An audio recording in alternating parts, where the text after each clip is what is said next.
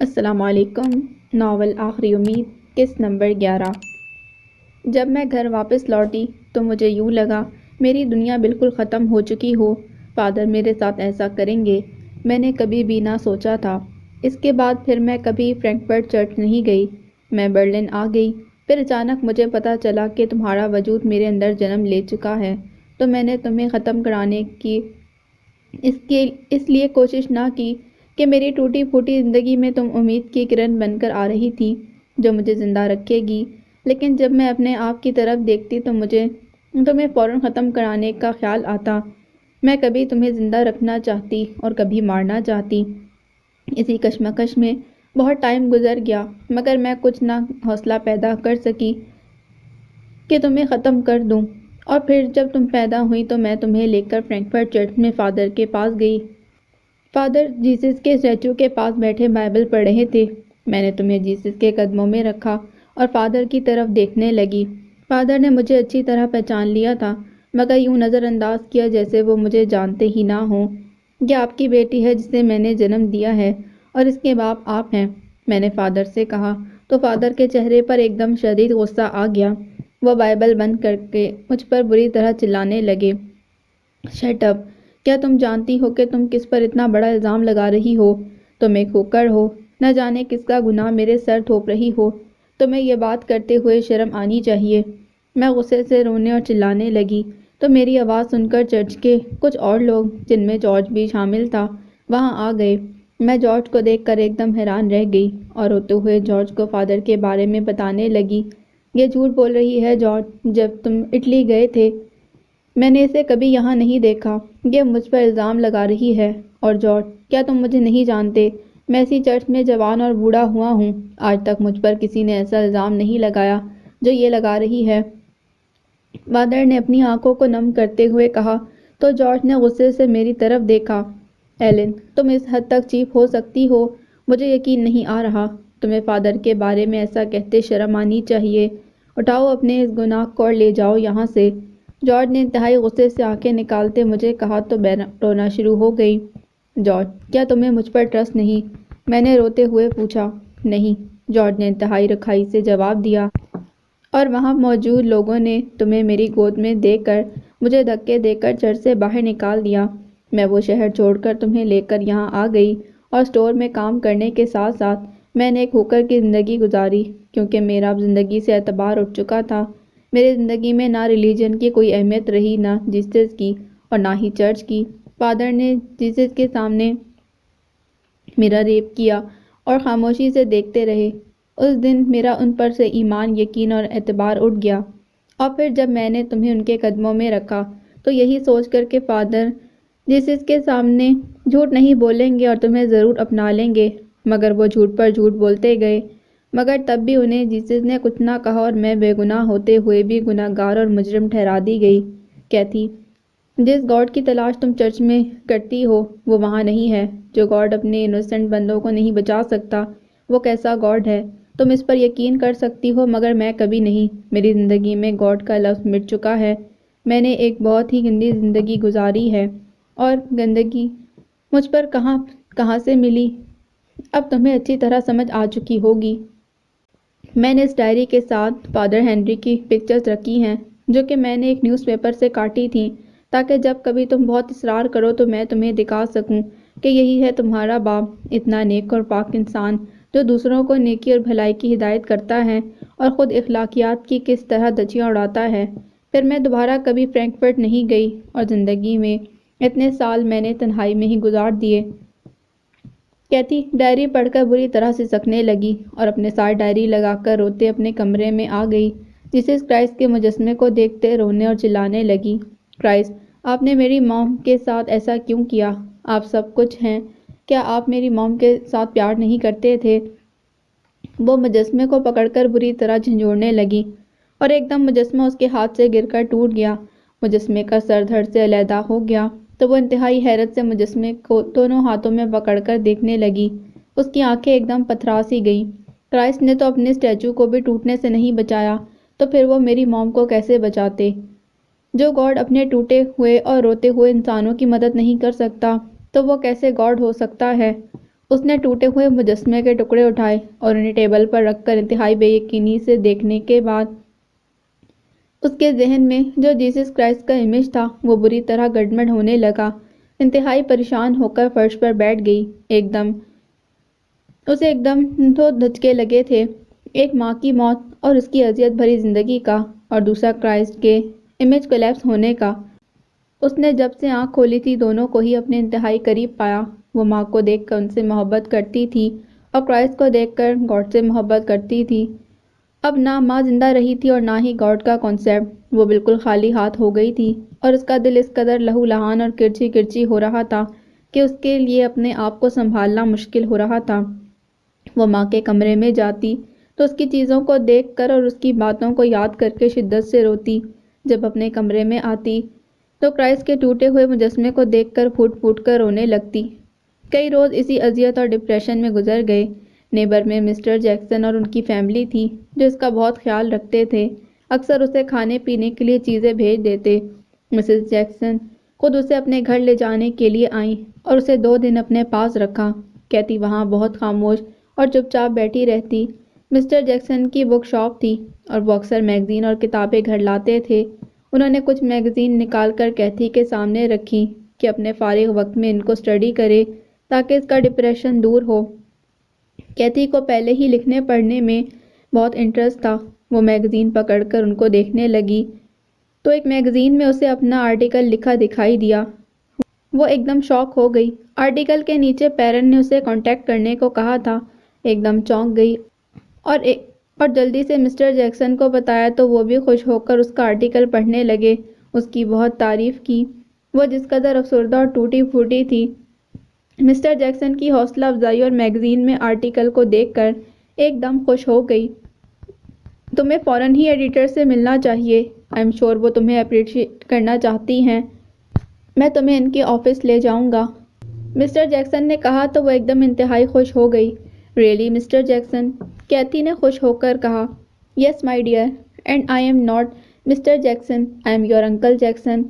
Jackson نے اس کے سر پر پیار دیتے کہا تو اس کی آنکھیں ایک دم نم ہونے لگیں۔ اس کی ماں نے کبھی اسے اتنا اپریشیٹ نہیں کیا تھا جتنا کہ مسٹر جیکسن کر رہے تھے، لیکن اب اسے اپنی ماں سے کوئی شکوہ نہیں تھا۔ مسز جیکسن بھی اس کے لیے کچن سے سینڈوچز لے کر آئیں تو جیکسن نے اسے بتایا کہ وہ بھی بہت خوش ہوئی اور اسے پیار کرنے لگی۔ کیتھی کو افسوس ہونے لگا کہ وہ اپنی ماں کی زندگی میں بہت کم ان لوگوں سے ملتی تھی، کیونکہ اس کی ماں ان سے بھی اس کا میل جول پسند نہ کرتی تھی۔ وہ کتنے اچھے لوگ تھے اور اس مشکل وقت میں اس کا کتنا ساتھ دے رہے تھے۔ اسے یہ جان کر بہت اطمینان اور خوشی ہونے لگی۔ اگلے روز مسٹر جیکسن اسے پیرن کے آفس لے کر گئے اور اس کا تعارف کروایا تو پیرن اسے مل کر انتہا خوش ہوئی۔ محبت سے اسے چوم کر پیار کرنے لگی اور اسے بغور دیکھ کر پیرن کی آنکھیں نم ہونے لگیں۔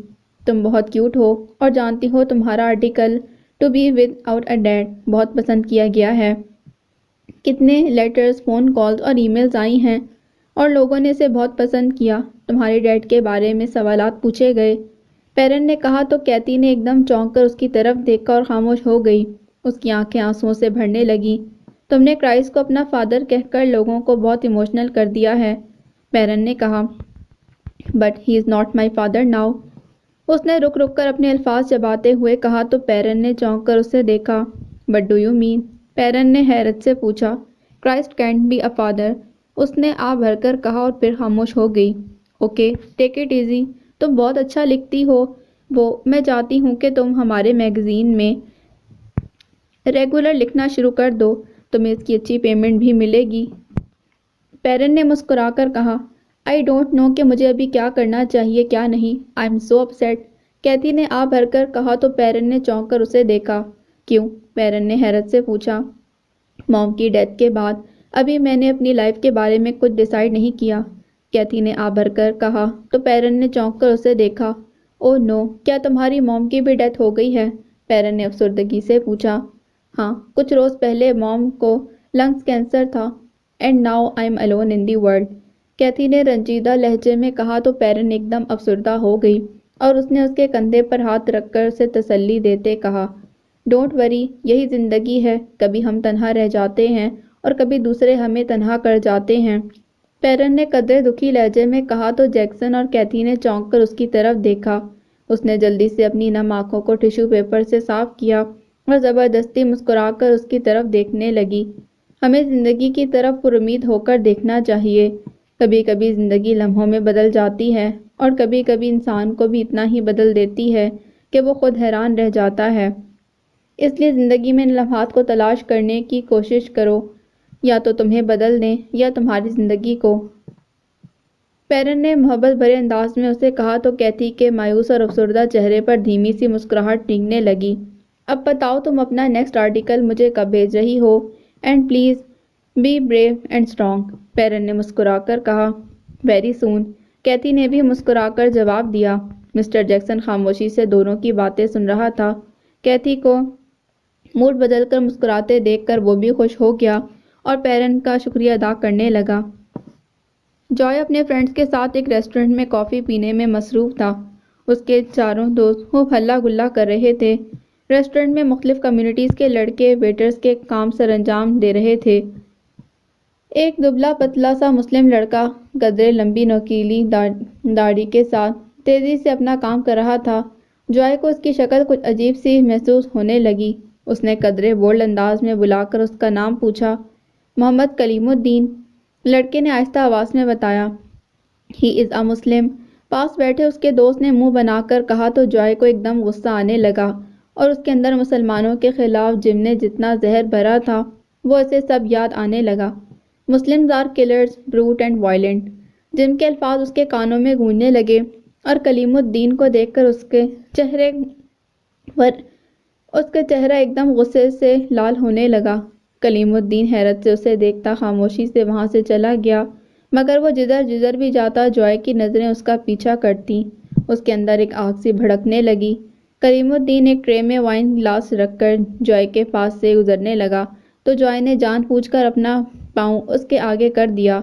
اسے شدید ٹھوکر لگی اور وہ ٹرے کے ساتھ ہی منہ کے بل زمین پر گر گیا۔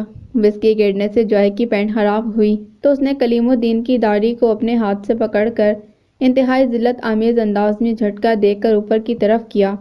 کلیم الدین درد سے کڑھانے لگا۔ یو باسٹرڈ، تم نے میرے سارے کپڑے خراب کر دیے ہیں، میں تمہیں ابھی اس جاب سے نکلوا دوں گا، جوائے نے غصے سے اسے ڈانٹتے ہوئے کہا۔ آئی ایم سوری سر، مجھے پتہ ہی نہیں چلا کیسے آپ کا پاؤں ایک دم سامنے آ گیا، کلیم الدین نے روتے ہوئے کہا۔ میں آج تمہیں نہیں چھوڑوں گا، جوائے نے اس کی داڑھی کو عجیب و غریب انداز میں جھٹکتے کہا تو جوائے کے دوست بھی حیران ہو کر اسے دیکھتے رہے اور پھر اس کا بازو پکڑ کر اسے روکنے لگے۔ ہوٹل مینجمنٹ کے لوگ بھی وہاں آ گئے۔ جوائے کو روکنے کی کوشش کی۔ اس کلر کو ابھی اور اسی وقت یہاں سے نکالیں، جوائے نے غصے سے چلاتے کہا تو کلیم الدین رونے لگا۔ سر، آپ نہیں جانتے میں کتنی مشکل سے یہاں جاب کے لیے آیا ہوں، میرے گھر میں بہت غربت ہے، میں اپنی اسٹڈی کے ساتھ یہ جاب کرتا ہوں، کلیم الدین نے انتہائی بے چارگی سے کہا تو پاس کھڑے سب لوگوں کے دلوں میں اس کے لیے ہمدردی پیدا ہونے لگی، مگر جوائے انتہائی غصے اور نفرت بھرے انداز میں اسے دیکھنے لگا۔ اس کے فرینڈز بہت مشکل سے اسے سمجھا کر باہر لائے کہ پولیس آ گئی تو مسئلہ بن جائے گا۔ انتہائی حیرت سے اس کے اتنے ہائپر ہونے کی وجہ پوچھنے لگے، مگر جوائے اتنے غصے میں تھا کہ کچھ بنا کہے ہی گھر چلا گیا۔ شام گہری ہو رہی تھی۔ جم لاؤنج میں بیٹھا لیپ ٹاپ پر کام کر رہا تھا۔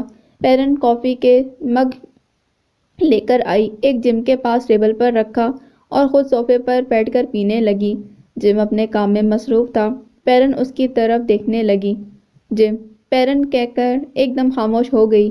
جم نے ایک دم چونک کر اس کی طرف دیکھا اور حیرت سے پوچھنے لگا، کیا بات ہے، تم کچھ الجھی اور پریشان دکھائی دے رہی ہو؟ جم نے اس کی طرف بغور دیکھتے پوچھا۔ میں جوائے کے بارے میں پریشان ہو رہی ہوں، پیرن نے گہری سانس لیتے کہا۔ کیوں، کیا ہوا؟ جم نے ایک دم چونک کر اسے پوچھا اور کافی کا مگ پکڑ کر اس کے سپ لینے لگا۔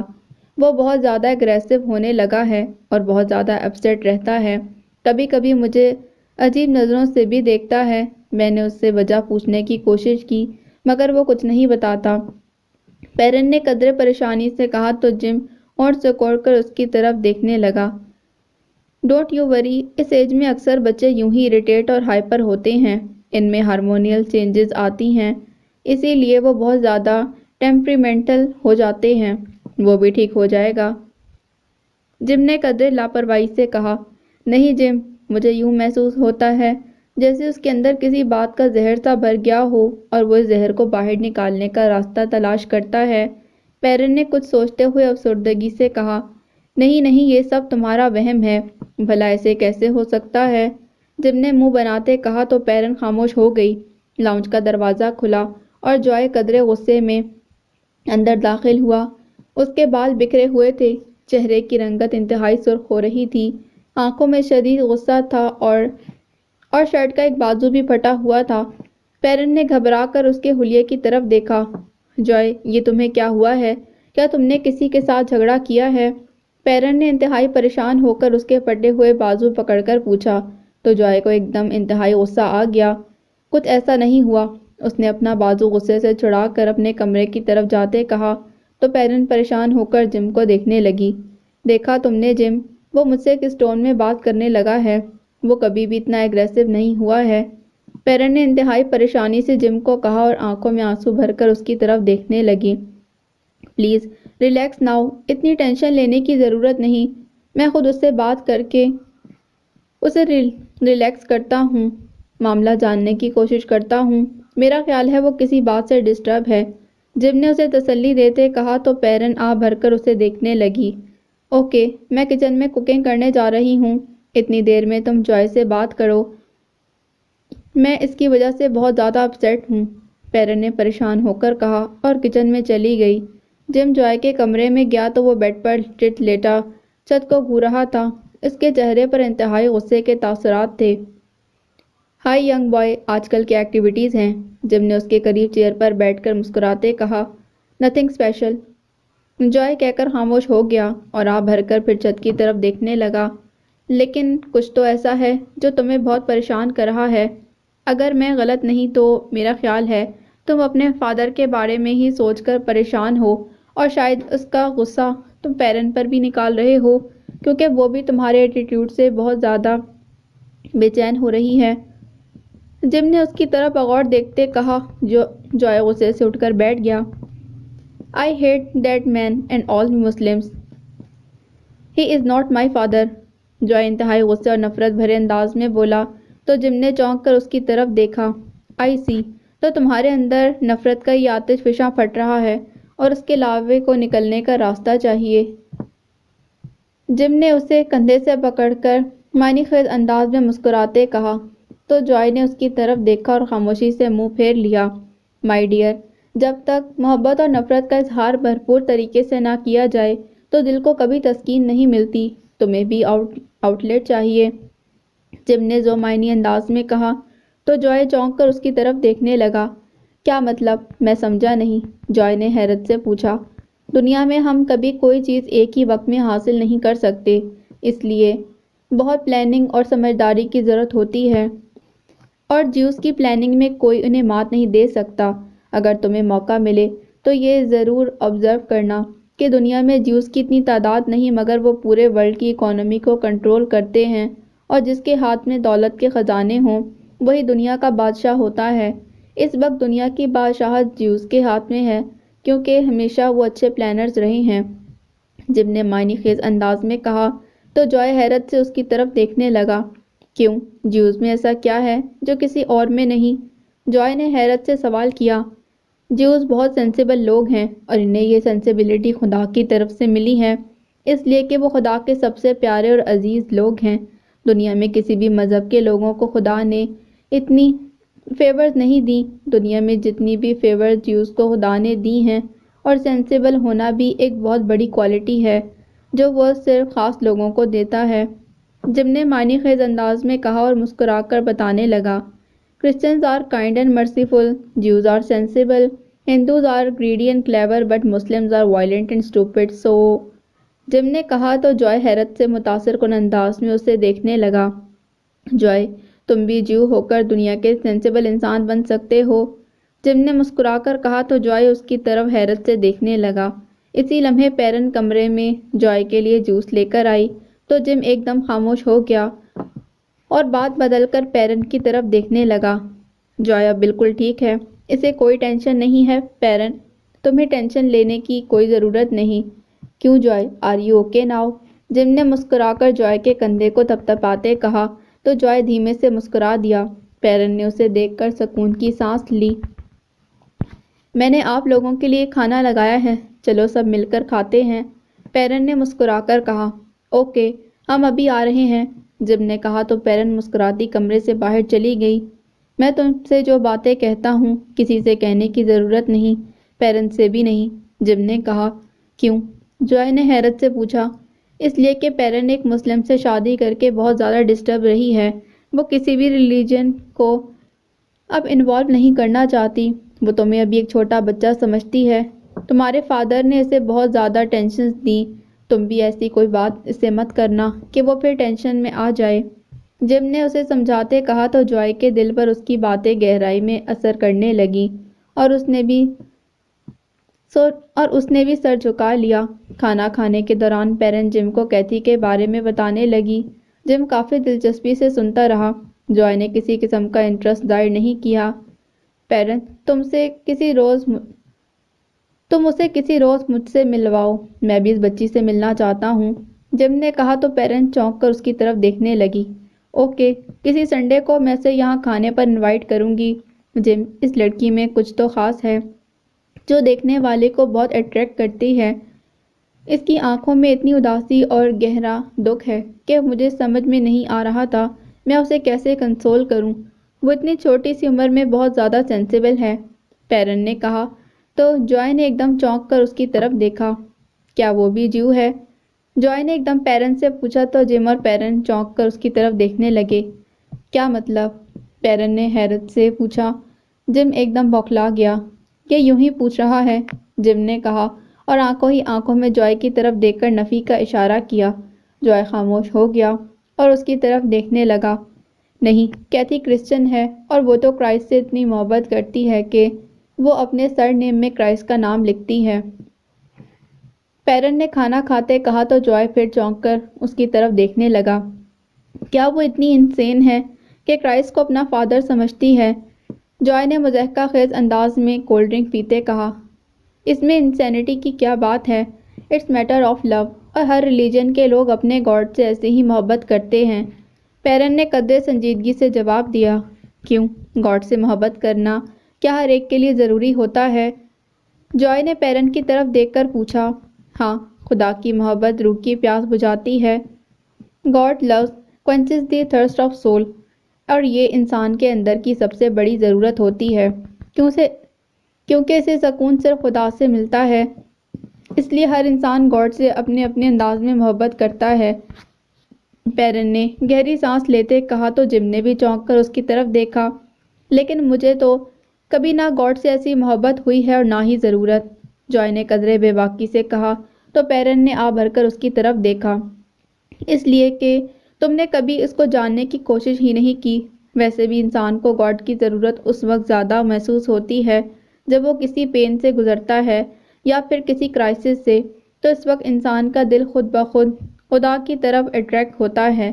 تم ابھی بچے ہو اور تمہیں ایسا کوئی بھی ایکسپیرئنس نہیں ہوا، پیرن نے گہری سانس لیتے کہا، اینڈ آئی ایم شیور مجھے کبھی اس کی ضرورت بھی محسوس نہیں ہوگی، جوائے نے قدرے ٹھوس لہجے میں کہتے نیپکن سے اپنا منہ صاف کیا اور پیرن کی طرف دیکھنے لگا۔ جوائے، تم ایسی باتیں مت کرو جن کی ابھی تمہیں کوئی سینس نہیں، پیرن نے قدرے خفگی سے کہا اور اٹھ کر برتن سمیٹ کر کچن میں لے گئی۔ میں تمہیں اسی لیے سمجھا رہا تھا کہ پیرن کے سامنے ایسی کوئی بات نہ کرنا، اب تم نے دیکھ لیا کہ وہ کتنی ایموشنل اور ٹچی ہو گئی ہے اور تم اس کے ویوز کو کبھی بھی چینج نہیں کر سکتے کیونکہ اس کے ریلیجن کے بارے میں اپنی فلسفی قائم کر رکھی ہے جسے تم کبھی بھی نہیں بدل سکتے، تو ایسی ڈسکشن کا کیا فائدہ، جم نے استفہامیہ انداز میں اس کی طرف دیکھتے کہا تو جوائے گہری سانس لے کر ایک دم خاموش ہو گیا۔ میں تمہیں اپنی کچھ بکس دوں گا اور پھر تمہیں پتہ چلے گا کہ گاڈ کی لائف میں کیا امپورٹنس ہے، لیکن پلیز ابھی تم خاموش رہو، جم نے اسے کہا تو جوائے خاموش نظروں سے اس کی طرف دیکھنے لگا۔ پیرن کچن سے باہر آئی تو جم اس سے اجازت لے کر وہاں سے چلا گیا، جوائے بھی خاموشی سے وہاں سے اٹھ گیا۔ صغیر احمد کا اکلوتا بیٹا مفاز بینک کے کچھ کاغذات لے کر اماں جان کو دینے کے لیے آیا تھا۔ اسے صغیر احمد نے ہی کہا تھا۔ اماں جان کسی ضروری کام کے سلسلے میں حویلی سے باہر گئی تھیں، اس لیے اسے ان کے انتظار میں لاؤنج میں بیٹھنا پڑا۔ مفاز یونیورسٹی میں MBA کا اسٹوڈنٹ تھا اور اس کا حلیہ آج کل کے ماڈرن لڑکوں جیسا تھا۔ اس نے لمبے لمبے بال، بے ڈھنگے بالوں کی اسپائس بنا رکھی تھی اور جینز کے ساتھ ڈھیلی سی شرٹ پہن رکھی تھی۔ اچھے فیچرز ہونے کے بعد اور بھی وہ انتہائی بے ڈھنگا انسان لگ رہا تھا۔ مولوی صاحب اور صغیر احمد نے اسے کئی بار اس حلیے پر ڈانٹا تھا، مگر وہ کسی کی کوئی بات نہ سنتا تھا۔ ہر لڑکے کی طرح فیشن کا اسے بھی کریز تھا۔ صغیر احمد نے تو کئی بار اس پر ہاتھ بھی اٹھایا، بہت زیادہ سختی کی، خود حجام کے پاس لے جا کر اس کے بال کٹوائے، مگر وہ پھر بھی نہیں سدھرا۔ چونکہ وہ پڑھائی میں بہت اچھا تھا اور ویسے بھی وہ خود سر اور سرکش تھا جو کسی بھی معاملے میں ان کی نہیں سنتا تھا۔ تنگ آ کر مولوی صاحب اور صغیر احمد نے اسے کہنا ہی چھوڑ دیا کہ جب زندگی کی تلخ حقیقتوں سے گزرے گا تو خود بخود سارے فیشن ختم ہو جائیں گے۔ فاطمہ کالج سے لوٹی تو مفاز کو لاؤنج میں دیکھ کر ایک دم ٹھٹکی۔ اس نے دوپٹے کے ساتھ سکارف اچھی طرح لے رکھا تھا، لیکن وہ بہت خوبصورت، اسمارٹ اور اٹریکٹیو لگ رہی تھی۔ مفاز نے ایک دم چونک کر اس کی طرف دیکھا اور دیکھتا ہی رہ گیا۔ وہ بہت عرصے بعد فاطمہ سے مل رہا تھا۔ ایک تو فاطمہ کا کہیں آنا جانا بہت کم تھا اور دوسرا پڑھائی کی بہت زیادہ مصروفیت رہتی تھی۔ مفاز کو اماں جان سے بھی خاص چڑ تھی، کیونکہ وہ جب بھی اپنے اس حلیے میں ان سے ملتا تو وہ ہمیشہ اسے اپنا حلیہ چینج کرنے کے بارے میں نصیحتیں کرتی اور اسے ہمیشہ نصیحتوں سے چڑ رہی تھی۔ اس لیے وہ اماں جان کے گھر آنے سے اوائڈ کرتا اور آج اسے صغیر احمد نے بہت اصرار کر کے بھیجا تھا۔ فاطمہ کو دیکھ کر وہ ایک دم چونک گیا۔ ہائے، کیسی ہیں آپ؟ مفاز نے مسکرا کر پوچھا۔ فائن، فاطمہ نے سنجیدگی سے خوش لہجے میں جواب دیا۔ اسٹڈیز کیسی جا رہی ہیں؟ مفاز نے پوچھا۔ سب ٹھیک ہے، فاطمہ نے جواب دیا اور وہاں سے جانے لگی۔ کیا آپ کو میرا یہاں آنا برا لگا ہے، جو آپ بات کیے بغیر ہی یہاں سے جا رہی ہیں؟ مفاز نے قدرے سنجیدگی سے پوچھا۔ مجھے کیوں برا لگے گا؟ آپ اپنی پھپھو کے گھر آئے ہیں تو یقیناً آپ ان سے ہی ملنے آئے ہوں گے، تو پھر بہتر یہی ہے کہ آپ ان کے پاس ہی بیٹھیں، فاطمہ نے دو ٹوک الفاظ میں کہا۔ تو مفاز نے چونک کر اس کی طرف دیکھا۔ جی یقیناً میں انہی کے پاس آیا ہوں، مگر وہ اس وقت گھر پر نہیں، اس لیے ان کا انتظار کر رہا ہوں، اور میرا خیال ہے کہ اگر گھر کا ایک فرد موجود نہ ہو تو دوسرے کو اسے اچھی طرح ٹریٹ کرنا چاہیے، مفاز نے کہا تو فاطمہ نے چونک کر اس کی طرف دیکھا اور کچھ سوچتے ہوئے ہونٹ کاٹنے لگی۔ ٹھیک ہے، آپ تشریف رکھیں، میں آپ کے لیے کھانا لگواتی ہوں، تب تک اماں جان بھی آ جائیں گی، فاطمہ نے گہری سانس لیتے کہا۔ تھینک یو، مجھے کھانے کی کوئی طلب نہیں، اور میں نے آپ سے ایک جنرل بات کہی تھی، اگر آپ بزی ہیں یا تھکی ہوئی ہیں تو اٹس اوکے، آپ جا کر ریسٹ کریں، میں پھپھو جان کا انتظار کر لیتا ہوں، مفاز صوفے پر بیٹھتے قدرے خفگی سے بولا تو فاطمہ نے ایک دم چونک کر اس کی طرف دیکھا۔ اسے سمجھ میں نہیں آ رہا تھا کہ وہ کیا کہے۔ وہ قدرے پریشان ہو کر اپنے ہونٹوں کو نادوں سے کاٹنے لگی۔ پلیز آپ کنفیوز مت ہوں، آپ کالج سے تھکی ہوئی آئی ہیں، پلیز آپ جا کر ریسٹ کریں، مفاز نے کہا تو اسی لمحے اماں جان چادر لپیٹے اور شاپنگ بیگز اٹھائے ڈرائیور کے ہمراہ لاؤنج میں داخل ہوئیں تو مفاز کو دیکھ کر ایک دم خوش ہو گئیں اور آگے بڑھ کر محبت سے اس کے سر پر پیار دینا چاہا، مگر ایک دم مسکراتے ہوئے رک گئیں۔ ارے بیٹا، تمہیں ڈرتے ہوئے پیار نہیں دے رہی، کہیں تمہارے بالوں کا سٹائل خراب نہ ہو جائے، نہ جانے ان کی نوکیں نکالنے میں تم نے کتنا وقت لگایا ہوگا، اماں جان نے اس کے کندھے کو تھپتھپاتے کہا تو مفاز قدرے شرمندہ ہو گیا اور فاطمہ بھی سر نیچے کر کے مسکرانے لگی۔ پھپھو جان، بابا جان نے بینک کے یہ ڈاکومنٹس بھجوائے ہیں، انہوں نے کہا تھا کہ میں آپ کے ہاتھ میں دے کر آؤں، باقی بات وہ آپ سے فون پر کر لیں گے، میں بس آپ کا ہی انتظار کر رہا تھا، مفاز نے جلدی سے کہا اور وہاں سے جانا چاہا۔ فاطمہ بیٹے، کیا مفاز کو کچھ کھلایا پلایا ہے؟ اماں جان نے فاطمہ سے پوچھا تو فاطمہ کے بولنے سے پہلے ہی مفاز جلدی سے بول اٹھا۔ نہیں نہیں، مجھے کسی چیز کی طلب نہیں، اب آپ مجھے اجازت دیجیے، ابا جان میرا انتظار کر رہے ہوں گے۔ مفاز نے اجازت لے کر جانا چاہا تو اماں جان نے مصنوعی خفگی سے اس کی طرف دیکھا۔ نہیں بیٹا، ایسا ہرگز نہیں ہو سکتا۔ تم اتنے دنوں بعد اپنی پھپھو کے گھر آئے ہو، کھانا کھائے بغیر تو نہیں جا سکتے۔ فاطمہ بیٹے سکینہ سے کہو کہ وہ کھانا لگائے۔ اماں جان نے قدرے تحکمانہ انداز میں کہا تو مفاز نے بہت حیل و حجت کرنے کی کوشش کی، مگر اماں جان نے اس کی ایک نہ سنی اور اماں جان کا حکم سن کر فاطمہ کھانا لگوانے چلی گئی۔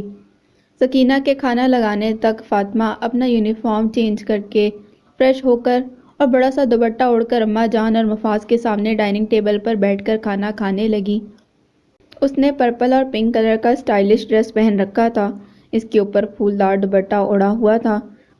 وہ اپنے ہی دھیان میں کھانا کھا رہی تھی، مگر مفاز کنکیوں سے بار بار اس کی طرف دیکھ رہا تھا۔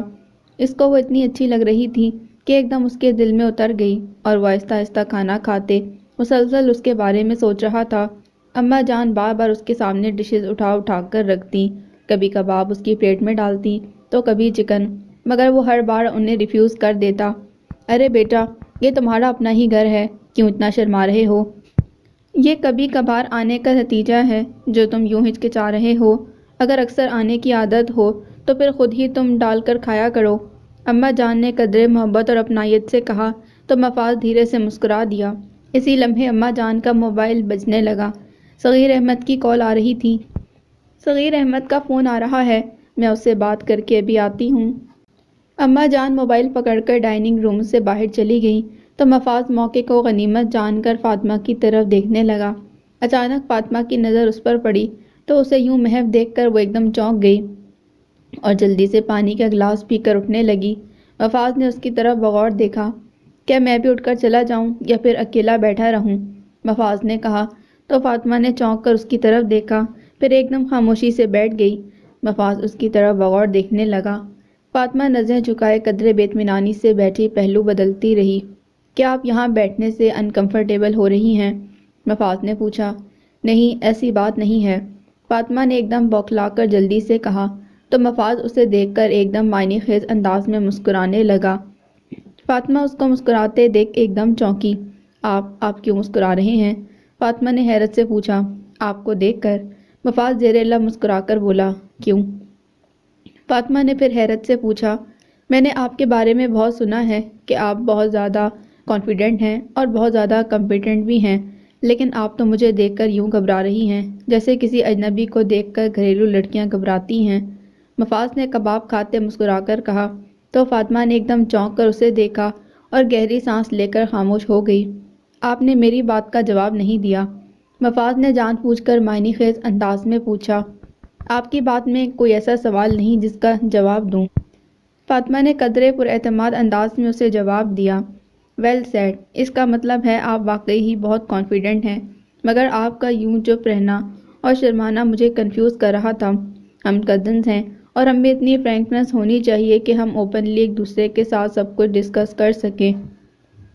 مفاز نے قدرے بے باکی سے کہا تو فاطمہ نے ایک دم چونک کر اسے دیکھا۔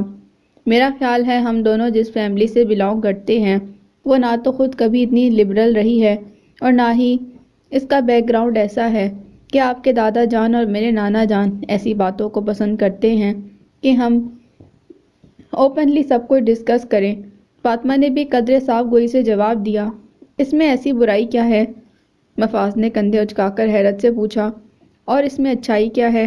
فاطمہ نے گہری سانس لیتے جواب دیا۔ لگتا ہے آپ بھی سب لوگوں کی طرح بہت ریجڈ ہیں، مفاز نے منہ بنا کر کہا۔ اگر آپ ایسا سوچتے ہیں تو پھر ایسا ہی صحیح، لیکن میں اپنی فیملی ویلیوز اور ایتھکس کو بہت زیادہ اپریشیٹ کرتی ہوں۔ معلوم نہیں آپ کس بات کو فرینکلی ڈسکس کرنا چاہتے ہیں؟ فاطمہ نے منہ بنا کر قدرے خفگی سے کہا۔ آئی ایم سوری اگر آپ نے میری کسی بات کو مائنڈ کیا ہے۔ ایکچولی فاطمہ، میں آپ کو پہلے سے ہی پسند کرتا تھا اور آج آپ کو دیکھ کر دل عجیب طرح کی خوشی محسوس کر رہا ہے۔ کیا آپ کو بھی کچھ ایسا محسوس ہو رہا ہے؟ میں یہی آپ سے فرینکلی ڈسکس کرنا چاہتا تھا، مفاز نے موڈ بدل کر قدرے محبت بھرے انداز میں کہا تو فاطمہ نے ایک دم چونک کر اس کی طرف دیکھا۔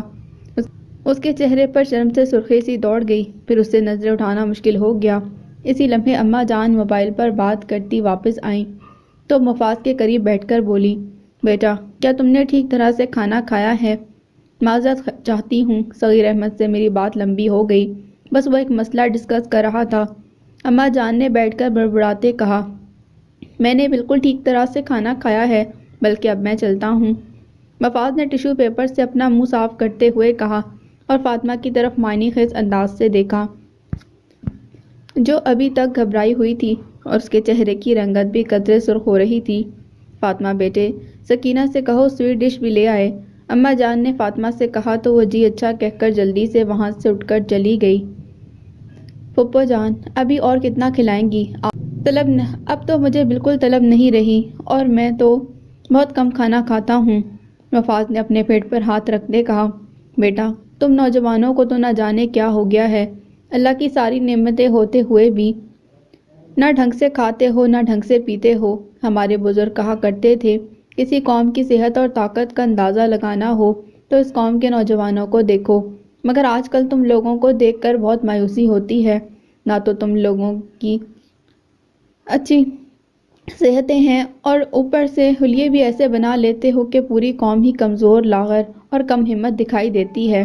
اماں جان نے منہ بنا کر قدرے شکایتی لہجے میں کہا تو مفاز کو پھر شرمندگی ہونے لگی۔ پھپھو جان، آپ ٹھہری پرانے زمانے کی خاتون، اور آج کل کے نوجوان بہت سوچ سمجھ کر ڈائٹ لیتے ہیں، وہ ویٹ زیادہ نہ بڑھ جائے۔ اگر ویٹ زیادہ بڑھ جائے تو کتنی بیماریاں لگ جاتی ہیں، آپ کو یہ بھی پتہ ہونا چاہیے۔ مفاز نے اپنا دفاع کرتے کہا تو اماں جان نے چونک کر اسے دیکھا۔ ارے بیٹا، آج کل کے نوجوان تو دیکھنے میں ہی بیمار لگتے ہیں، انہیں ماڈرن اور فیشنیبل ہونے کی بیماری لگی ہے، وہی کافی ہے۔ سوکھی سوکھی شکلیں، کٹی پھٹی پینٹیں، لمبے گندے نوکیلے بال جیسے سر پر کانٹے اگائے ہوں، اللہ کی پناہ۔ اکثر شکلوں سے ہی ایسے مردود لگتے ہیں کہ کسی کو دوبارہ دیکھنے کو جی نہیں چاہتا، اور اتنی کراہیت اور دکھ محسوس ہوتا ہے۔ ہماری قوم کے نوجوانوں کو اقبال صاحب نے شاہین کہا ہے، افسوس افسوس۔ اماں جان خفگی سے منہ بنا کر تعصب سے بولی تو مفاز کے لیے مزید ان کی نصیحتیں سننا مشکل ہو گیا۔ سکینہ سویٹ ڈش لے آئی، اس نے مشکل سے ایک چمچ کھیر کھائی اور ضروری کام کا بہانہ بنا کر گاڑی میں آ کر سکون کی سانس لی۔ اف، پھپھو کے گھر آنا تو ایک عذاب ہے۔ وہ خفگی سے بڑبڑایا اور تیزی سے گاڑی چلاتا وہاں سے چلا گیا۔ فاطمہ اپنے کمرے میں آئی تو بری طرح گھبرائی ہوئی تھی اور اس کا دل زور زور سے دھڑک رہا تھا۔ اسے سمجھ نہیں آ رہا تھا کہ مفاز اس قدر بے باکی سے اسے سب کچھ کہہ دے گا۔ اس سے قبل اس کی مفاز کے ساتھ صرف سلام دعا ہوئی تھی، کبھی کوئی ایسی بات نہ ہوئی تھی جس سے اسے مفاز کی اپنے لیے پسندیدگی کا کچھ پتہ چلتا۔ اسے اب غصہ آ رہا تھا، لیکن پھر دل کہتا کہ اس نے ایسا غلط بھی نہیں کہا، اپنے دل کی بات اس سے کہی ہے، وہ اس کو پسند کرتا ہے اور اس نے صاف صاف اسے کہہ دیا ہے، تو اس میں کیا بری بات ہے؟ یہ سوچ کر اس کے دل میں مفاز کے لیے سافٹ فیلنگز پیدا ہونے لگی۔ زندگی میں پہلی بار کسی نے اس سے براہ راست اپنی پسندیدگی کا اظہار کیا تھا۔ مفاز پورے خاندان میں ماڈرن اور فیشنیبل مشہور تھا۔ نانا ابا اور اس کے بابا اس سے بہت خفا رہتے تھے، مگر وہ شروع سے ہی پڑھائی میں لائق تھا اور اچھا آؤٹ اسٹینڈنگ اسٹوڈنٹ تھا۔ اماں جان کے بقول لڑکے جیسے جیسے میچور ہوتے جاتے ہیں اور زندگی کی ذمہ داریاں ان پر پڑتی ہیں تو ان کے فیشن اور نخرے ختم ہو جاتے ہیں۔ مفاز بھی جب پریکٹیکل لائف میں آئے گا تو سنجیدہ ہو کر سب الٹے سیدھے کام چھوڑ دے گا۔ ایسی ہی بہت سی باتیں سوچتے اس کے دل میں مفاز کے لیے نرم گوشہ پیدا ہونے لگا اور سارا وقت وہ انہی جملوں کے بارے میں سوچتی رہی۔ جب انہیں ذہن سے نکال کر پڑھنے بیٹھی تو پھر کہیں سے مفاز کا خیال سرگوشیوں میں سنائی دیتا تو وہ الجھ کر رہ جاتی۔ اس کے ساتھ زندگی میں پہلی بار یہ سب ہو رہا تھا اور وہ عجیب طرح کے خوشگوار احساس سے دوچار ہو رہی تھی۔ شاید اس کا یہ مطلب ہے کہ مفاز اس سے محبت کرنے لگا ہے۔ محبت کے نام پر اس کا دل عجیب قسم کی کیفیات سے دوچار ہونے لگا، دل خوش بھی ہونے لگا اور مضطرب بھی۔ شام کو مغرب کے بعد قاری حبیب اللہ آئے۔ اس کے صرف 2 پارے رہ گئے تھے اور قاری صاحب نے بہت توجہ اور محنت سے پڑھایا تھا اور قاری امانت اللہ کی کمی کو پورا کرنے کی کوشش بھی کی تھی۔ قاری حبیب اللہ اسے پڑھاتے رہے مگر اس کا ذہن کہیں اور ہی گم تھا۔ قاری صاحب نے 1-2 بار چونک کر اس کی طرف دیکھا۔ کیا بات ہے بیٹا، آج آپ کی طبیعت تو ٹھیک ہے نا؟ قاری صاحب نے پوچھا۔ جی میں ٹھیک ہوں، اس نے بوکھلا کر جلدی سے جواب دیا۔ آج آپ پہلے کی طرح سوالات نہیں پوچھ رہی، ورنہ ہر آیت کی تشریح جاننے کے لیے آپ جتنی متجسس ہوتی ہیں، آج اس میں کچھ کمی سی محسوس ہو رہی ہے۔ قاری حبیب اللہ نے ایک دم سوال کیا تو وہ گھبرا کر ان کی طرف دیکھنے لگی۔ بس یوں ہی، آج میں ایک الجھن کا شکار ہوں، کچھ سمجھ میں نہیں آ رہا کہ… وہ بات کہتے ہوئے رکی تو قاری صاحب اس کے چہرے کی طرف بغور دیکھنے لگے۔ ایسی کیا الجھن ہے جس نے آپ کو اتنا پریشان کر دیا ہے؟ اگر آپ مناسب سمجھیں تو مجھ سے ڈسکس کر سکتی ہیں۔ قاری صاحب نے نرمی سے کہا تو اس نے ایک دم چونک کر ان کی طرف دیکھا اور بری طرح بوکھلا گئی۔ نہیں، وہ ایسی خاص بات نہیں جس کو ڈسکس کیا جائے، اس نے جلدی سے بات بدلتے کہا تو قاری صاحب نے بغور اس کی طرف دیکھتے گہری سانس لی۔ ٹھیک ہے، جیسے آپ مناسب سمجھتی ہیں، لیکن میرا خیال ہے آج آپ نے جتنا پڑھا ہے وہی کافی ہے۔ قاری صاحب نے قرآن پاک کو بند کرتے ہوئے کہا تو وہ قدرے شرمندہ ہونے لگی اور خاموشی سے سر جھکا لیا۔ قاری صاحب چلے گئے تو فاطمہ اپنی جگہ شرمندہ ہوتی رہی اور مزید الجھن کا شکار ہونے لگی۔ رات کو سونے سے پہلے اماں جان ہمیشہ اس کے کمرے میں آتی تھیں، عشاء کی نماز پڑھ کر پانی دم کر لاتی اور اسے خود پلاتی تاکہ اس کا ذہن بھی تیز رہے اور وہ نظر بد سے بچی رہے۔ اماں جان کسی گوہر نایاب کی طرح اس کی حفاظت کر رہی تھی۔ وہ بہت مضطرب اپنے کمرے میں بیٹھی پڑھ رہی تھی جب اماں جان پانی دم کر لائیں اور لا کر اس کے قریب سائے ٹیبل پر رکھا، مسکرا کر اس کی طرف دیکھنے لگی۔ میری جان، اب پڑھنا بند کر دو، دیکھو تو آج چہرہ کتنا اترا سا لگ رہا ہے۔ اماں جان نے محبت سے اس کے سر پر ہاتھ پھیرتے کہا، نہیں اماں جان، میں ابھی پڑھنا بند نہیں کر سکتی، صبح میرے 2 ٹیسٹ ہیں، مجھے تو یوں لگ رہا ہے آج ساری رات پڑھنا پڑے گا۔ فاطمہ نے گہری سانس لیتے اپنی موٹی کتاب کو بند کر کے سائڈ پر رکھتے کہا، لیکن بیٹا تھوڑی دیر کے لیے سو جاؤ پھر اٹھ کر پڑھ لینا۔ اماں جان نے مسکرا کر کہا، نہیں اماں جان، میں سونے کا رسک نہیں لے سکتی، اگر سوتی رہ گئی تو صبح پڑھے بغیر ٹیسٹ کیسے دوں گی؟ اس نے مسکرا کر کہا، ہاں یہ بھی ٹھیک ہے، میں سکینہ کو کہتی ہوں تمہارے لیے گرم دودھ بھجوا دے۔ اماں جان نے اٹھتے کہا تو وہ خاموش ہو گئی۔ ہاں، تمہیں بتانا یاد نہیں رہا، یہاں سے جاتے ہوئے مفاز کی گاڑی کا ایکسیڈنٹ ہو گیا ہے، شکر ہے جان بچ گئی۔ اماں جان نے فکر مندی سے کہا، کیسے؟ اس نے قدرے گھبرا کر پوچھا۔ صغیر احمد کا فون شام کو آیا تھا، بتا رہا تھا مفاز انتہائی تیزی سے گاڑی چلاتا ہوا یہاں سے جا رہا تھا کہ راستے میں کسی موٹر سائیکل سوار سے ٹکرا گیا، شکر ہے وہ بچ گیا ورنہ نہ جانے کیا ہوتا۔ اماں جان نے آہ بھر کر کہا اور کمرے سے باہر چلی گئیں، مگر فاطمہ کا دل بری طرح پریشان ہونے لگا۔ اس کا دل چاہنے لگا کہ وہ ایک بار مفاز کو فون کر کے اس کا حال پوچھے، مگر اگلے ہی لمحے دل ایسا کرنے سے منع کرنے لگا۔ وہ عجیب کشمکش کا شکار ہونے لگی، پریشان ہو کر کمرے میں چکر لگانے لگی۔ مفاز کی ایک رومانٹک بات پر یوں مضطرب ہو کر ریئیکٹ کرنا مناسب نہیں۔ اس نے اپنے دل کو سمجھایا اور پریشان ہو کر کتاب کھول کر بیٹھ گئی، مگر اس کا دل پڑھائی میں بھی نہ لگ رہا تھا۔ بہت مشکل سے اس نے ٹیسٹ کی تیاری کی اور سو گئی۔ اگلے روز جب وہ کالج سے واپس آئی تو قدرے تھکے ہوئے انداز میں اماں جان کے کمرے میں بیڈ پر لیٹی تھی۔ اماں جان نماز پڑھنے میں مصروف تھیں تو اماں جان کا موبائل بجنے لگا۔ اس نے چونک کر موبائل دیکھا تو مفاز کی کال آ رہی تھی۔ اس کا دل دھڑکنے لگا اور اس نے اماں جان کی طرف دیکھا، وہ نماز پڑھنے میں محو تھیں۔ اس نے موبائل پکڑا اور کمرے کے کونے میں جا کر ہیلو کہا۔ دوسری جانب مفاز نے بھی چونک کر ہیلو کہا اور ایک دم مسکراتے ہوئے بولا، آپ فاطمہ بول رہی ہیں؟ اس نے مسکرا کر پوچھا۔ جی ہاں، اس نے رک کر جواب دیا۔ شکر ہے آپ نے فون اٹھایا، آپ سے بات کرنے کو دل چاہ رہا تھا۔ مفاز نے قدرے مسکرا کر سرگوشی کے انداز میں کہا، اماں جان نماز پڑھ رہی ہیں؟ وہ جلدی سے بوکھلا کر بولی، میں نے ان کے بارے میں تو کچھ نہیں پوچھا۔ مفاز نے جلدی سے کہا، مگر آپ نے فون تو انہی کو کیا ہے نا؟ اس نے جواب دیا، ہاں لیکن نیت کچھ اور تھی، اور کہتے ہیں جیسی نیت ہوتی ہے ویسی ہی مراد ملتی ہے۔ مفاز نے مسکراتے ہوئے کہا، معلوم نہیں آپ کی نیت کیا تھی؟ فاطمہ نے زیر لب مسکراتے پوچھا، کیا آپ کو واقعی ہی معلوم نہیں یا پھر جان بوجھ کر چھپانا چاہ رہی ہیں؟ ویسے مجھے امید تھی کہ آپ میرے ایکسیڈنٹ کا جان کر مجھے فون ضرور کریں گی، مگر آپ نے تو کوئی نوٹس ہی نہیں لیا۔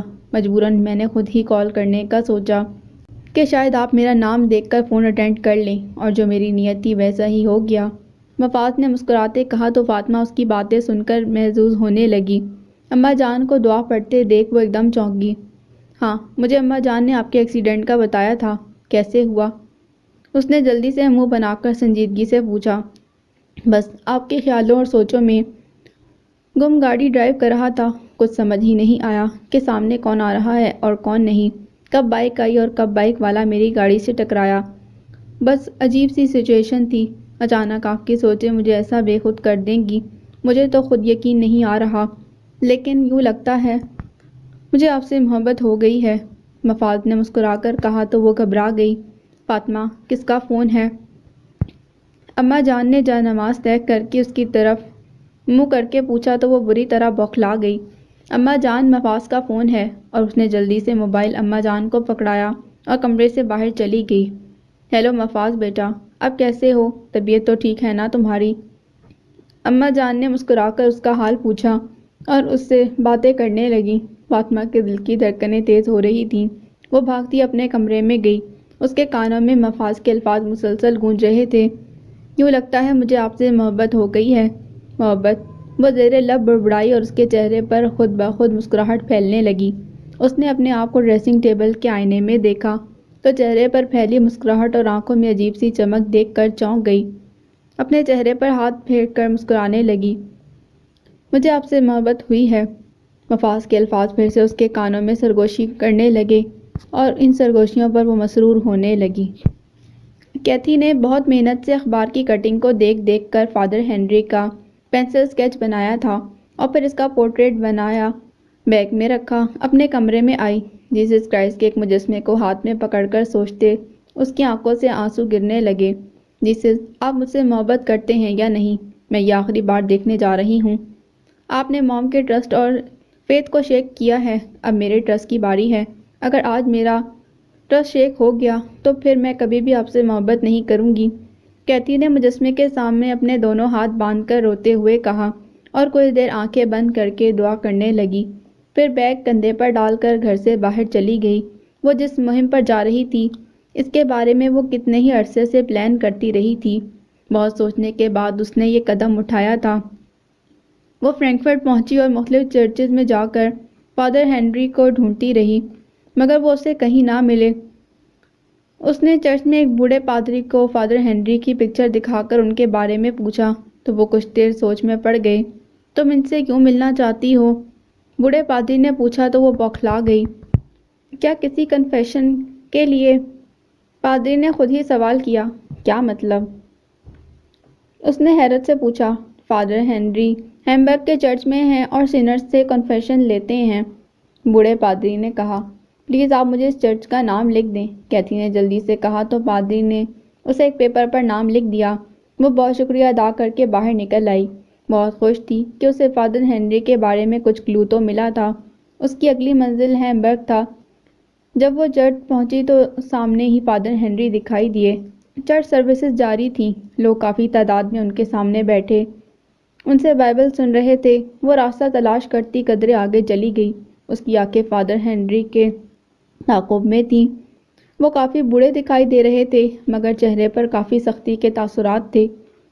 ان کو دیکھتے ہی اسے اپنی ماں کی اذیت ناک حالت یاد آنے لگی جب وہ اکثر نائٹ اسپینڈ کر کے شراب کے نشے میں دھت لڑکھڑاتی گھر پہنچتی تھی اور اسے دیکھ کر کہتی کہ دل میں نفرت کے جذبات پیدا ہوتے تھے، مگر آج اسے اپنی ماں کے لیے اب اتنی نفرت محسوس نہیں ہو رہی تھی جتنی کہ فادر ہنری کے لیے محسوس ہو رہی تھی۔ اسے یوں محسوس ہو رہا تھا کہ اس کی ماں بے گناہ تھی، اس کی زندگی کو اذیت ناک بنانے والا فادر ہنری تھا۔ ایک گندی زندگی گزاری تھی اور اس کی گندی زندگی کا ذمہ دار فادر ہنری تھا۔ اس کی آنکھوں میں اس کے لیے انتہائی شدید نفرت پیدا ہونے لگی۔ چرچ سروسز ختم ہوئیں تو صرف وہی لوگ رہ گئے جنہیں کنفیشن باکس میں جا کر اپنے گناہوں کا اعتراف کرنا تھا، اور فادر ہنری ان کے گناہوں کو سن کر ان کو کنفیشن دے رہے تھے۔ کیتھی ایک کونے میں خاموشی سے بیٹھی انہیں دیکھتی رہی۔ جو شخص خود اتنا بڑا گنہگار ہو وہ کیسے دوسروں کو کنفیشن دے سکتا ہے؟ کیا فادر کو اپنے گناہ کا کوئی احساس نہیں جو انہوں نے میری موم کے ساتھ کیا؟ وہ اپنی ہی سوچوں میں گم تھی۔ انہیں دیکھ دیکھ کر اپنے آپ سے سوال کرتی رہی اور اسے وقت گزرنے کا خیال نہ رہا۔ جب سب لوگ رخصت ہو گئے تو فادر ہنری نے کیتھی کی طرف بغور دیکھا۔ "What do you want?" Father نے بھویں سکوڑ کر اس سے پوچھا۔ "کنفیشن." اس نے آپ بھر کر کہا اور آہستہ آہستہ قدم اٹھاتی کنفیشن چیئر پر آ کر بیٹھی۔ کافی دیر خاموش رہی۔ "بولو، تم نے کیا گناہ کیا ہے؟" فادر نے اپنی بھاری بھرکم آواز میں پوچھا۔ "میں جیسس کرائسٹ سے بہت محبت کرتی تھی، مگر اب میرا فیتھ ان پر سے کمزور پڑنے لگا ہے." کیتھی نے آہ بھر کر کہا تو فادر اس کی بات سن کر چونکے۔ "کیا مطلب؟ کیا تم نے ایسا کوئی گناہ کیا ہے جس سے تمہارا فیتھ کمزور ہونے لگا؟" فادر نے حیرت سے پوچھا۔ "میں جیسس کو اپنا فادر، اپنا باپ سمجھتی تھی اور ان سے یوں محبت کرتی جیسے کوئی بیٹی اپنے باپ سے کرتی ہے، لیکن مجھے اب محسوس ہونے لگا کہ جیسس میرے باپ نہیں." کیتھی نے آہ بھر کر گلو گیر آواز میں کہا۔ "کیوں؟" فادر نے چونک کر پوچھا۔ "کیا آپ مجھے بتا سکتے ہیں کہ ایک فادر کو اپنی بیٹی کے لیے کیا کرنا چاہیے، کیسی محبت کرنی چاہیے؟" کیتھی نے گہری سانس لے کر پوچھا۔ "آف کورس، ایک باپ کو اپنی بیٹی کو اچھی طرح پرورش کرنی چاہیے، اسے محبت اور اس کی کیئر کرنی چاہیے، اسے پروٹیکٹ کرنا چاہیے." فادر ہنری نے اپنی ہی لے میں بتایا۔ "اور خود فادر اپنی بیٹی کو پروٹیکٹ نہ کرے تو پھر بیٹی کو کیا کرنا چاہیے؟" کیتھی نے گہری سانس لے کر پوچھا۔ "تو پھر بیٹی کو اسے چھوڑ دینا چاہیے." فادر نے جلدی سے کہا۔ "اس لیے میں نے جیسس کو چھوڑ دیا کیونکہ وہ میری مام کو پروٹیکٹ نہیں کر سکے." کیتھی نے آہ بھر کر ٹھوس لہجے میں کہا۔ "تم کیا کہہ رہی ہو؟ جیسس کیسے پروٹیکٹ نہیں کر سکے؟ کیا تم اپنی سینسز میں ہو؟" فادر نے قدرے خفگی سے پوچھا۔ "ہاں، جیسس میری مام کو آپ سے پروٹیکٹ نہیں کر سکے۔ 15 سال پہلے آپ نے میری مام کا فرینکفرٹ میں جب وہ جارج سے ملنے آئی تھیں تو آپ نے ان کے ساتھ..." کیتھی پھٹ پھٹ کر رونے لگی۔ "کیا بکواس کر رہی ہو؟" فادر غصے سے چلائے۔ "فادر، آپ لوگوں سے کنفیشن لیتے ہیں، آج میں آپ سے کنفیشن لینے آئی ہوں۔ آپ جیسس کی قسم کھا کر کہیں کہ آپ نے میری مام کے ساتھ ایسا کچھ نہیں کیا." کیتھی نے قدرے جذباتی انداز میں فادر ہنری کے سامنے کھڑے ہو کر پوچھا۔ تو فادر ہنری نے ایک دم سے گھور کر اسے دیکھا اور اپنی جگہ سے ہٹ کر پیچھے چلے گئے۔ "آپ میرے فادر ہیں اور میں آپ کی بیٹی ہوں۔ یہ دیکھیے میری مام کی پکچر، ایلن بکسلے، اور یہ کئی سال پرانی پیپر کٹنگ جو میری مام نے مجھے دکھانے کے لیے رکھی تھی، اور یہ میری مام کی ڈائری جس میں انہوں نے آپ کے بارے میں سب کچھ لکھا ہے." کیتھی نے اپنے شولڈر بیگ میں سے ساری چیزیں نکال کر دکھاتے کہا۔ "سب جھوٹ ہے، بکواس ہے، مجھ پر الزام ہے۔ تمہاری مام ایک ہوکر تھی، گندی عورت۔ اس نے مجھ پر تب بھی کیچڑ اچھالا تھا اور اب بھی تمہیں بھیج دیا ہے۔ نہ جانے تم کس کا گندا خون ہو." فادر نے غصے سے چلاتے کہا۔ "Shut up! جو میری مام کے بارے میں کچھ ایسا بھی کہا، ورنہ یہ ڈائری نیوز پیپر میں شائع کروا دوں گی، آپ کے تمام کینڈلز کو بے نقاب کر دوں گی۔ میری مام کو دلدل میں اتارنے والے آپ ہیں، اور اگر میرا اور آپ کا DNA ٹیسٹ ہوا تو پھر ساری دنیا کو پتہ چل جائے گا کہ دونوں کا خون کتنا گندا ہے." وہ بھی غصے سے بولی۔ "میں تمہیں برباد کر کے رکھ دوں گا." فادر نے غصے سے آنکھیں نکال کر چلاتے کہا۔ "آپ نے پہلے میری مام کو برباد کیا، اب مجھے کر دیں گے تو کون سی بڑی بات ہوگی؟ لیکن میں آپ کو بتا رہی ہوں کہ میں خاموش نہیں رہوں گی، ساری دنیا کو آپ کے بارے میں بتاؤں گی." کیتھی چلاتے ہوئے بولی۔ "میرا لائر تم پر اتنے کیسز بنائے گا کہ تمہیں کہیں پناہ نہیں مل سکے گی۔ میں تم سے نہیں ڈرتا، بہتر یہی ہے کہ تم یہاں سے چلی جاؤ، ورنہ تمہارا انجام بھی تمہاری ماں کی طرح ہی ہوگا." فادر نے آنکھیں گھما کر قدرے مکارانہ انداز میں کہا۔ "تو کیا آپ اپنی بیٹی کے ساتھ بھی وہی کچھ کریں گے جو آپ نے میری مام کے ساتھ کیا؟" کیتھی نے انتہائی حیرت سے پوچھا۔ "تم میری بیٹی نہیں ہو۔ رہی DNA ٹیسٹ رپورٹ تو چرچ اتھارٹی چاہے تو سب رپورٹس بدل سکتی ہے." فادر نے گہری سانس لیتے کہا اور منہ موڑ کر وہاں سے جانے لگے تو کیتھی نے روتے ہوئے جیسس کے اسٹیچو کی طرف بے بسی سے دیکھا۔ "جیسس، آج آپ کو مجھے پروٹیکٹ کرنا ہے، مجھے سپورٹ کرنا ہے، اس شخص کے جھوٹ کی سزا دینی ہے۔ آپ جانتے ہیں یہ شخص جھوٹ بول رہا ہے۔ کیا اب آپ بھی اسی طرح خاموش رہیں گے جس طرح میری مام کے لیے خاموش رہے تھے؟ جیسس، آپ کو میرا ساتھ دینا ہوگا." وہ روتی کرائسٹ کے مجسمے کو دیکھ کر چلائی۔ "تم کرائسٹ کے نیک لوگوں پر الزام لگاؤ تو کیا وہ تمہاری بات سنیں گے؟ کرائسٹ ہمیشہ اپنے اچھے لوگوں کی ہی مدد کرتے ہیں، تم جیسی ہوکر کی نہیں." فادر نے قدرے طنزی انداز میں اس کی طرف دیکھتے کہا اور چرچ سے باہر چلے گئے۔ کیتھی کرائسٹ کے سامنے تاڑے مار مار کر رونے لگی۔ کرائسٹ، آج میرا اور آپ کا ریلیشن شپ ہمیشہ کے لیے ختم ہو گیا ہے۔ آپ نے آج پھر وہی کیا ہے جو جھوٹا، اسی کا ساتھ دیا جو جھوٹا، گنہگار اور بدکار ہے۔ جس طرح میری موم نے چرچ آنا چھوڑ دیا، مجھے بھی اب چرچ میں کوئی انٹرسٹ نہیں۔ میں بھی یہی کہتی ہوں کہ اب میں دوبارہ کبھی چرچ نہیں آؤں گی۔ آج میرا آپ پر سے ٹرسٹ اٹھ گیا ہے۔ وہ اپنی آنکھوں سے آنسو صاف کرتی چرچ سے باہر چلی گئی۔ ایمبرگ سے برلن تک وہ سارا راستہ آنسو بہاتی رہی۔ اس کا رو رو کر برا حشر ہو گیا۔ جب وہ گھر پہنچی تو شدت غم سے نڈال ہو کر وہ لاؤنج میں رکھے صوفے پر گر گئی۔ پھر اسے ہوش نہ رہا کہ وہ کہاں پڑی تھی اور کتنی دیر پڑی رہی۔ صبح اس کی آنکھ کھلی تو مسٹر جیکسن کے گھر میں تھی اور مسز جیکسن اس کے قریب بیڈ پر بیٹھی پریشانی سے اس کو دیکھ رہی تھی۔ مسٹر جیکسن کی چھوٹی بیٹی للی بھی اس کے پاس کھڑی تھی۔ اس نے آنکھیں کھول کر دونوں کی طرف دیکھا۔ Hi Kathy, how are you? Mrs Jackson نے مسکرا کر نرمی سے پوچھا۔ میں یہاں۔ کیتھی نے ان کی طرف دیکھ کر حیرت سے پوچھا۔ ہاں، میں اور جیکسن رات کو تمہیں یہاں لائے تھے۔ میں کل اچانک تمہارے گھر گئی تو تم لاؤنج میں بے ہوش پڑی تھی۔ ہم دونوں تمہیں یہاں لے آئے۔ کیتھی ڈیئر، تم کیوں اتنی اپسیٹ رہتی ہو؟ مسز جیکسن نے محبت سے اس کے چہرے پر ہاتھ پھیرتے کہا تو کیتھی نے نم آنکھوں سے ان کی طرف دیکھا اور بری طرح سے سکنے لگی۔ Mrs Jackson, I am shattered, I am broken, I am dying, وہ ہچکیاں بھرتے ہوئے بولی تو للی اسے روتے دیکھ کر رونے لگی۔ مسز جیکسن نے پریشان ہو کر محبت سے للی کو بھی اپنے ساتھ لگایا اور کیتھی کو بھی۔ Stop crying my child, Mrs Jackson نے کیتھی کو چومتے کہا تو کیتھی اس کے گلے لگ کر بری طرح سسکیاں بھرنے لگی۔ اس لمحے مسٹر جیکسن اندر داخل ہوا اور کیتھی کو روتے دیکھ کر پریشان ہو گیا۔ کیا ہوا؟ اس نے حیرت سے پوچھا۔ کیتھی کو شدید ڈپریشن ہوا ہے، مسز جیکسن نے اسے بتایا تو وہ آ بھر کر دیکھنے لگا اور خاموشی سے وہاں چلا گیا۔ پیرن اپنے آفس میں بیٹھی تمام فائلز کو چیک کر کے اور انہیں سمیٹ کر ان کے فولڈر میں رکھنے لگی کہ اس کا موبائل بجنے لگا۔ اس نے چونک کر موبائل کان سے لگایا تو دوسری جانب مسٹر جیکسن اس سے بات کرنے لگا۔ Hi Mrs Virginia, I am Mr Jackson, I came with Kathy if you remember well, Mr Jackson نے اپنا تعارف کرواتے کہا۔ او آئی سی، آپ کیسے ہیں؟ پیرن نے مسکرا کر پوچھا۔ میں ٹھیک ہوں لیکن کیتھی ٹھیک نہیں، اس نے افسردگی سے بتایا۔ کیا مطلب؟ کافی روز سے اس کا کوئی فون بھی نہیں آیا اور نہ ہی کوئی آرٹیکل۔ میں اسے کانٹیکٹ کرنے کا سوچ رہی تھی، پیرن نے گہری سانس لیتے کہا۔ She is under great stress, I think اسے آپ کی سپورٹ کی ضرورت ہے، مسٹر جیکسن نے گہری سانس لیتے جواب دیا۔ کیا مطلب؟ میں سمجھی نہیں، پیرن نے حیرت سے پوچھا۔ وہ بہت زیادہ ڈسٹرب ہے، شاید اپنی ماں کی ڈیتھ کی وجہ سے وہ بہت تنہا رہ گئی ہے، اور اس روز بھی آپ سے مل کر بہت خوش ہوئی تھی، بہت ریلیکس تھی، لیکن اب وہ پھر بہت اپسیٹ اور ٹینشن میں ہے۔ کیا آپ اس کو نارمل ہونے میں مدد کر سکتی ہیں؟ کیا آپ اسے ملنے یہاں میرے گھر آ سکتی ہیں؟ مسٹر جیکسن نے جلدی سے کہا تو پیرن سوچ میں پڑ گئی۔